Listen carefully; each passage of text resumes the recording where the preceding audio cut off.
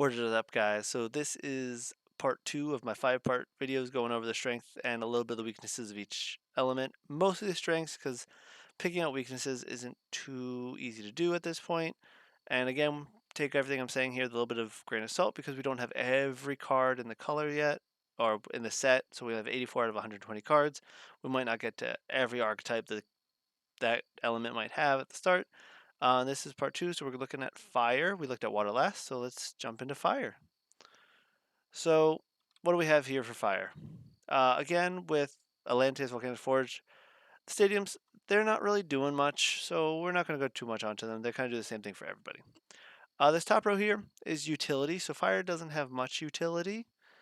And by utility, I don't mean like removal utility. Utility, I mean like ways to kind of customize how you're playing. So Hephaestus gets you artifacts, so you can go, fetch out different artifacts. So Hephaestus is nice as a utility card in other colors and a little bit in your fire deck because you can go grab the artifacts you might need. Like if you're trying to do some fire earth stuff, you can pull out, Scythe for maybe your Sate Timber, stuff like that. Hephaestus is there, he's utility, he gets you stuff. And then Hammer, it's not so much the attack part of Hammer is pretty low. The best part about Hammer is when you have Hephaestus out, it stops your stuff from being targeted by celestial effects. So you stop people from using celestial effects that remove your Elestrals like Kindleo and Boombat that destroy Elestrals with their abilities. So it's a little bit of a utility protection card, which I was going to put into the control pile for fire, but I thought I want to put a little bit in the utility because it can get a big attack in with it as well, or it can be a purely defensive protective card. So fire's got a little bit of utility here. What fire really shines is the next two things. Fire has some great aggro cards with Valkyries. It becomes a huge attacker. Necruff is a 5/1, one of the 2/5 attackers at one cost in the game. And it forces your opponent to spend additional spirits, which is great for your aggressive play. Blazarus, again, great aggressive play. It can destroy two things. You can attack twice to destroy those things, and maybe get you an even bigger card out with Trifernal. But yeah, Blazarus, again, attacking twice does a lot. Like if you attack twice into an empty board, let's say you destroy their Elestral with a counter rune or something with turn prior so they don't have anything on board, and you were able to get a Blazarus in play and attack twice, that's 4 Spirit expends. Maybe more if you can get some Nexus going on Blazarus. Really big attacker, big aggro card. Eruption, just straight up, does damage to your opponents, but like directly. That's the definition. This card is the definition of aggressive. I expend 2, you lose 3, call it a day. And then we have Trifernal, which is also a bit of an aggressive card because we can get out early with Blazarus, but he's also a little bit on the control side. No one really plays him right now, so I left him with the Necrof Blazarus line because I think he's only going to see play in like a high-end win more aggressive deck. You put him in so your opponent has a tough time reacting to things, but on his own, he's not super strong, so I didn't worry about where I'm going to place him. And then Fire's also very good at its control package. So Cinder's a little unique where it forces your opponent to mill from the top of the deck, or if you're not familiar with the term mill, it removes the top 3 cards of the deck and puts it into the underworld. Right now, there's not a ton of support for that, but there's just enough where mill can kind of feel like it's doing something. It can remove potential, one of two of in your opponent's deck. It's not super consistent, but Fire's all about either control or aggro, which is a weird spot. It's got great control cards, got a great aggro cards. Going on with control, Warmite is a great way to trade up. So if an opponent has something that's 7 or less, it will basically die to Warmite every time for its attack stat.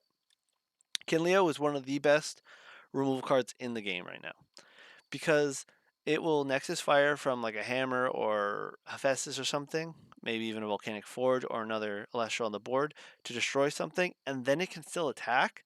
So you can 2-for-1 very easily with Kinleo, or trade, destroy some of Kinleo, and then attack someone directly for a ton of damage. Kinleo is a great control card. Great, just one of the best one drops in my opinion in the game. Phlaracne. Now, Phlaracne doesn't see a ton of play because we have cards like Raceros with the exact same effect, but for cheaper. But again, Fire has a control sub theme to it, and it's as long as this stops things from attacking if they're not enchanted with fire.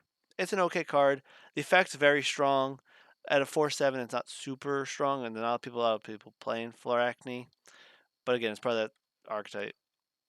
And then Leonite is one of the best control cards in the game. Like by far. It's just good. Stopping Invoke runes is just good. Like, I can't stress that. Like, Leonite basically says you play Leonite and give it a hammer, and your opponent can only deal with your board by destroying hammer or playing counter runes, but you don't even need to attack into counter runes. So they're forced to get like a Gorgon's Gaze to hit Leonite to then destroy with something else, spending 4 to destroy Leonite. Leonite's super strong. So yeah, Fire's got like a C tier support package, but has like A plus tier aggressive and like I would say a solid A plus tier control. So your fire decks are either heavy on the control or heavy on the aggression or aggro. I want to say aggro because that's how I refer to it, but heavy aggressive, heavy control, not too much in between, and not a ton of utility. Like you wouldn't really play too much War Mites or Kinleos in decks that aren't running a lot of fire because Kinleo wants the Nexus. Warmite you can run as a one or two of in some other decks if you're playing some fire sub themes for some extra control. But generally Leonite and Phylactery aren't really sub themes to use in other colors.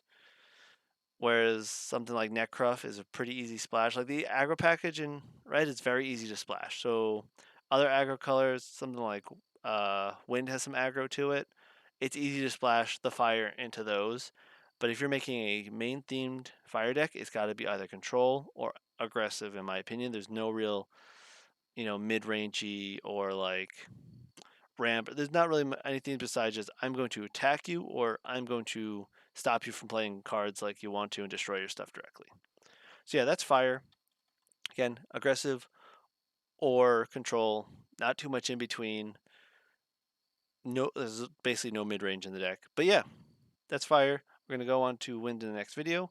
If you guys appreciate this video, like, subscribe. I appreciate that stuff a ton. And you guys have a great one. See you in the next video.